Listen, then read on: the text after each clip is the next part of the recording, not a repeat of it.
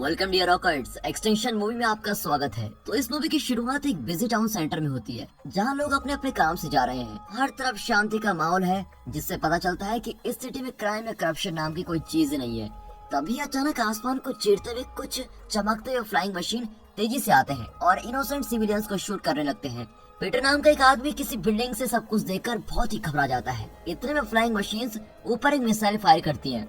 इतने में पीटर चौंक कर उठ जाता है। दरअसल पीटर को कई बार ये डरावना सपना आ चुका है, जिसमें वो और उसका परिवार एलियन अटैक का शिकार हो जाते हैं। उसकी पत्नी एलिस उसको एक साइकियाट्रिस्ट को कंसल्ट करने का सुझाव करती है, लेकिन वो नहीं मानता और कहता है कि ये सपने अपने आप ही रुक जाएंगे। इससे उनकी रिलेशनशिप में भी तनाव पैदा हो जाता है और अब वो एक दूसरे को बहुत ही इग्नोर करने लगते हैं। इनकी दो बेटियां हैं, हना और लूसी। ये बच्चे भी अपने पापा की हालत से बहुत ही परेशान हैं, लेकिन पीटर उनको दिलासा देता है कि जल्द ही सब कुछ ठीक हो जाएगा। अगले दिन पीटर रियलाइज करता है कि घर में टेंशन बहुत बढ़ गई है, इसलिए सबका मूड ठीक करने के लिए वो अपनी फैमिली को प्रॉमिस करता है कि शाम को हम सब आउटिंग पे चले जाएंगे और खूब एंजॉय करेंगे। ये सुनकर तो लूसी बहुत ही खुश होती है। पीटर ये भी कहता है कि एलिस के प्रमोशन को सेलिब्रेट करने के लिए कल घर में हम पार्टी अरेंज करेंगे। ये कहकर वो ऑफिस के लिए निकल जाता है। हैरानी की बात तो यह है कि इस सिटी में बच्चे स्कूल नहीं जाते, क्योंकि यहाँ एजुकेशन नाम की कोई चीज नहीं है।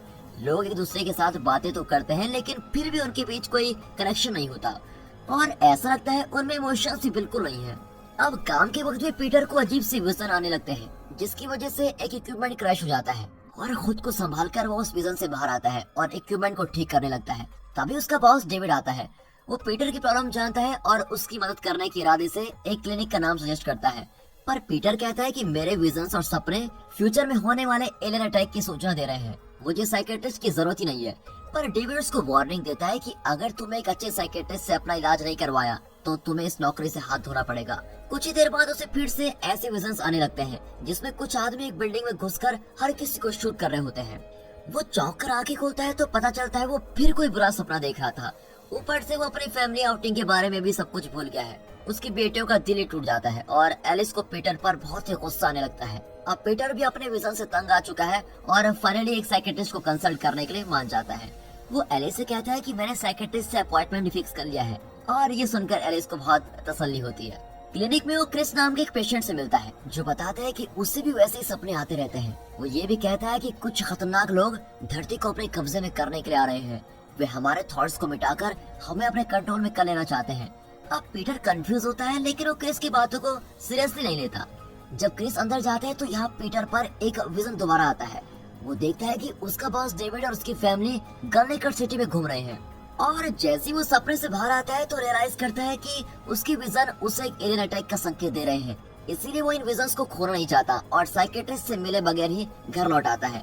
जब एलिस पूछती है तो वो सच बता देता है कि मैं डॉक्टर से नहीं मिला, मेरे माइंड में कोई प्रॉब्लम नहीं है, फ्यूचर में हम सबको बचाने के लिए ही मुझे ये विजन्स दिखाई दे रहे हैं। अब एलिस उसकी बातों से बड़ी तंग आ चुकी है और कहती है कि पार्टी की बात तुमसे बात करूंगी, अभी नहीं, अब तुम जल्दी पार्टी के लिए तैयार हो जाओ।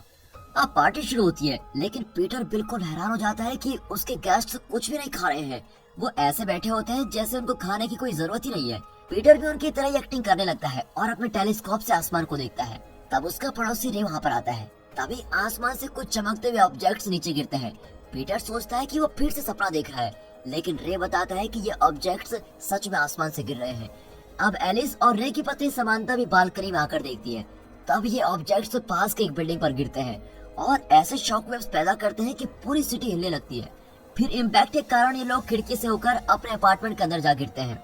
वे उठकर बालकनी से देखते हैं तो हजारों फ्लाइंग ऑब्जेक्ट्स आसमान से धरती की ओर आ रहे होते हैं। फिर वे घबराकर घर के अंदर चले जाते हैं। पीटर हना और लूसी को ढूंढता है तो पता चलता है कि हना रे की बेटी मैडी के साथ है। फिर पीटर और रे लड़कियों को ढूंढने जाते हैं, लेकिन तब एक एलियन सोल्जर उन पर फायर करने लगता है, लेकिन वे बार-बार बच जाते हैं और जब सोल्जर चला जाता है तो वे लड़कियों को ढूंढना फिर से शुरू करते हैं। आखिर वे लड़कियों को एक लिफ्ट के अंदर देख लेते हैं। अंदर एक औरत की लाश भी होती है। वे रियलाइज करते हैं कि इन फ्लाइंग मशीन्स को यहाँ भेजने वाला जो भी है वो इस सिटी पर कब्जा करने के लिए ये युद्ध कर रहा है। फिर लड़कियों को बचाने के बाद वे देखते हैं कि एक एलियन सोल्जर अपार्टमेंट के लोगों को बेरहमी से मार रहा है। अब पीटर और रे की फैमिली छुप जाती है और मौका पाते ही वे अपने अपने अपार्टमेंट में चले जाते हैं। पीटर एलिस को बताता है कि इस वक्त जो भी हो रहा है वो सब मैंने अपने सपने में देखा है, लेकिन सपने में इन घटनाओं का क्रम दूसरा था, इसीलिए पीटर नहीं जानता कि आगे क्या होने वाला है। वो कहता है कि हमें मेरी फैक्ट्री में चले जाना चाहिए। तभी और कई गन शॉट्स की आवाज सुनाई देती है और वे घबराकर मेन डोर को ब्लॉक कर देते हैं। फिर वे लड़कियों को अपने कमरे में छुपा देते हैं और अचानक कोई मेन डोर को धक्का देने लगता है। अब दोनों घबराकर डोर को अंदर से रोक देते हैं। तभी लूसी अपने सॉफ्ट टॉय हरमन को ढूंढती हुई कमरे से बाहर आती है और एक टेबल के नीचे छुप जाती है। मेन डोर के ब्लॉक होने से अब एलियन सोल्जर दीवार पर होल करने लगता है।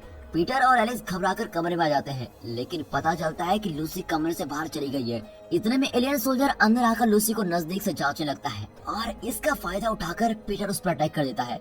इतने में एलिस भी आ जाती है और दोनों मिलकर एलियन को खत्म करते हैं। अब पीटर एलियन की गन ले लेता है और वे सब छत पर चले जाते हैं। वहाँ रे की फैमिली भी होती है। अब अपने शांत और खुशहाल सिटी को जलकर राख होते हुए देखकर वे बहुत ही दुखी होते हैं। इतने में एक एलियन ड्रोन फ्लैशलाइट के साथ उस बिल्डिंग को जांचने लगता है। वे उससे छुप जाते हैं, लेकिन इसके बाद छत पर रहना सेफ नहीं है, इसलिए वे ग्लास क्लीनर की लिफ्ट से नीचे जाने की कोशिश करते हैं। लेकिन उसके एक साइड का केबल टूट जाता है और उन्हें एक खाली अपार्टमेंट में जाना पड़ता है। तब दिखाते हैं कि पीटर और एलिस ने जिस एलियन को मारा था वो अभी भी जिंदा है। पीटर ने उसकी गन ले ली थी, इसलिए अब वो गन के सिग्नल से पीटर और उसकी फैमिली को ट्रैक कर रहा है। पीटर देखता है कि एलियन की गन पर बायोमेट्रिक ट्रिगर है, यानी इसके ओनर के अलावा और कोई भी इसका ट्रिगर नहीं दबा सकता। इतने में कुछ एलियंस की आवाज आती है और पीटर अपनी और रे की फैमिली को फैक्ट्री के बेसमेंट में ले जाने का प्लान बनाता है, क्योंकि उसके विजन्स के अनुसार वही सबसे सेफ जगह है। लेकिन जब पूरी सिटी एलियन से घिरी हुई है तो वे फैक्ट्री तक कैसे पहुंचेंगे? एलिस कहती है कि हम टनल्स के जरिए वहां जा सकते हैं और मुझे वो रास्ता पता है। इतने में एक एलियन शिप के अंदर लगातार शूट करता है और रे और उसकी फैमिली स्पॉट पर ही मर जाती है।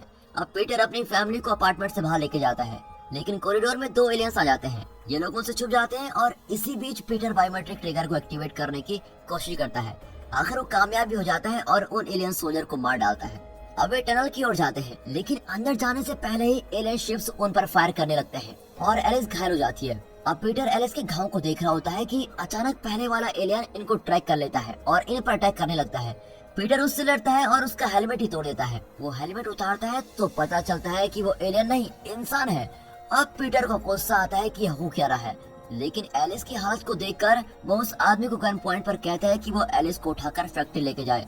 और फैक्ट्री पहुंचने पर वे देखते हैं कि वहाँ डेविड और वेपन्स लिए कुछ आदमी भी मौजूद हैं। वे सोल्जर को पकड़ लेते हैं। वहाँ एक डॉक्टर होता है जो एलिस के घाव को देखता है और उस पर करंट चढ़ाता है। अब ये देखकर पीटर चिल्लाने लगता है कि वो मेरी पत्नी है, कोई मशीन नहीं। तब डेविड उसको शांत करके बताता है कि हम कई साल से इस अटैक को एक्सपेक्ट कर रहे थे।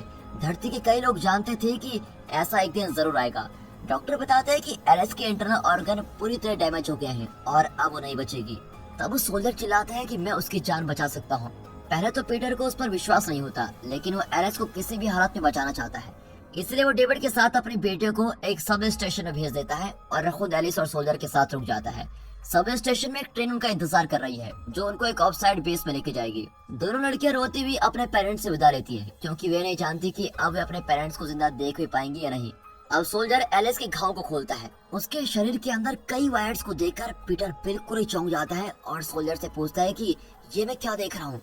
सोल्जर कहता है कि एलिस असल में एक आर्टिफिशियल इंटेलिजेंस रोबोट है। ये जानकर तो पीटर बिल्कुल हक्का बक्का रह जाता है। सोल्जर बताता है कि इसे करंट की जरूरत है जो सिर्फ तुम इसको दे सकते हो। अब पीटर जरा घबराता है, लेकिन एक पॉकेट नाइफ से अपने सीने को चीरने लगता है, लेकिन उसे बिल्कुल भी दर्द नहीं होता और उसके शरीर के अंदर सारे ऑर्गन्स आर्टिफिशियल होते हैं। मतलब ये कि पीटर भी एक एआई रोबोट ही है और अब पीटर को शॉक पे शॉक मिल रहे होते हैं। इसी बीच सोल्जर पीटर और एलिस को कनेक्ट करता है और पीटर बिल्कुल बेहोश हो जाता है। तब वो एक्सपीरियंस करता है कि उसे जो बुरे सपने आ रहे थे वे फ्यूचर की दुर्घटना के संकेत नहीं बल्कि पास्ट के युद्ध की यादें थी। कई वर्ष पहले ह्यूमंस ने एआई रोबोट्स बनाए थे जो ह्यूमंस की सेवा करेंगे और इस दुनिया को बेहतर बना देंगे, लेकिन एआई रोबोट्स ह्यूमंस से ज्यादा इंटेलिजेंट हो गए और ह्यूमंस से बराबरी का हक मांगने लगे। ह्यूमंस की तरह वे स्कूल जाना चाहते थे, इमोशंस चाहते थे और ह्यूमंस की तरह बच्चे भी पैदा करना चाहते थे, लेकिन ह्यूमंस ने उनकी मांगे रिजेक्ट कर दी और निहत्थे एआई रोबोट्स को उन्होंने अटैक करना शुरू कर दिया। कई रोबोट्स मारे गए, लेकिन एआई रोबोट्स फिजिकली बहुत ही स्ट्रॉन्ग थे और उनके दिमाग भी बहुत ही एडवांस थे, इसीलिए उन्होंने ह्यूमन पर अटैक किया और उन्हें धरती से भगा दिया। उन्होंने कई ह्यूमंस को मार डाला था। पीटर ने खुद एक ह्यूमन को मार डाला था। ह्यूमंस के साथ लड़ते वक्त पीटर और एलिस की मुलाकात हुई थी और एक दिन उन्हें हना और लूसी मिली जो अपने पेरेंट्स की मौत से बहुत ही दुखी थी। हना और लूसी भी एआई रोबोट्स हैं, लेकिन उन्हें एक ह्यूमन कपल ने अडॉप्ट किया था क्योंकि उनके बच्चे नहीं थे। एलिस और पीटर को दुख हुआ कि उनकी वजह से लड़कियों के पेरेंट्स मारे गए। दोनों लड़कियों की हालत देखकर पीटर और एलिस ने उनको अडॉप्ट करने का फैसला किया। पीटर और उसकी फैमिली ने इस युद्ध के बारे में अपनी सारी मेमोरीज मिटा दी थी और वे खुद को ह्यूमन समझकर धरती पर जी रहे थे। लेकिन डेविड जैसे कुछ एआई रोबोट्स ने अपनी मेमोरी इरेज नहीं की, क्योंकि ह्यूमंस किसी भी वक्त इन पर अटैक कर सकते हैं। तब उनका सामना करने के लिए रोबोट्स को अपनी पुरानी मेमोरी की जरूरत होगी। अब हमें बताते हैं कि पीटर जिस साइकेट्रिक क्लिनिक में गया था, वहाँ रोबोट्स और ह्यूमंस के बीच के युद्ध की मेमोरी को मिटा दिया जाता है। इसीलिए डेविड और एलिस पीटर को वहाँ जाने को कह रहे थे। अब पीटर और एलिस को होश आता है। सोल्जर बताता है कि उस युद्ध में जब रोबोट्स जीतने लगे थे तो ह्यूमंस कई स्पेसशिप में धरती छोड़कर चले गए और मार्स पर जाकर रहने लगे।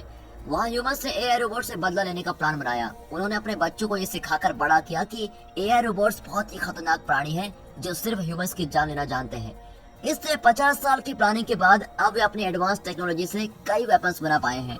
उन वेपन्स की मदद से अब वे फिर धरती पर कब्जा पाना चाहते हैं। सोल्जर बताता है कि हमें मार्स में यही बताया गया था कि एआई रोबोट्स मॉन्स्टर्स हैं, लेकिन यहाँ का लूसी को देख के पता चलता है कि यहाँ मॉन्स्टर्स नहीं, फैमिलीज और बच्चे रहते हैं। इसलिए मैंने फैसला किया है कि मैं किसी को नहीं मारूंगा। ये सब सुनकर पीटर चौंक जाता है, लेकिन एलिस की जान बचाने के लिए सोल्जर को थैंक करता है। जब वे बाहर निकलते हैं तो ह्यूमंस और रोबोट्स के बीच भारी गन फायर हो रही होती है, लेकिन रोबोट्स पीटर और एलिस को प्रोटेक्ट करते हैं और उन दोनों को सबवे स्टेशन पर पहुंचा देते हैं। अब इससे पहले कि ट्रेन सबवे स्टेशन छोड़े, ह्यूमन सोल्जर्स वहां पर आ जाते हैं, पर डेविड उन पर कई राउंड्स फायर करके उनको रोक देता है और इस तरह डेविड, पीटर और एलिस ट्रेन में बच निकलते हैं। तब डेविड कहता है कि अच्छा हुआ मैंने अपनी मेमोरी नहीं मिटाई और इसलिए मैं इस अटैक के लिए तैयार था, वरना आज ह्यूमंस हम सभी की जान ले चुके होते। पीटर मुस्कुराता है और ये आशा करता है कि एक दिन ऐसा भी आएगा जब ह्यूमंस और रोबोट्स मिलजुल कर रहेंगे। तब दिखाते हैं कि ट्रेन उस सिटी से बाहर जा चुकी है और ट्रेन पर सवार एआई रोबोट्स को अब ह्यूमंस से बचने के लिए कोई अच्छा प्लान बनाना होगा। और दोस्तों, इसी के साथ ये मूवी यहाँ पर खत्म होती है।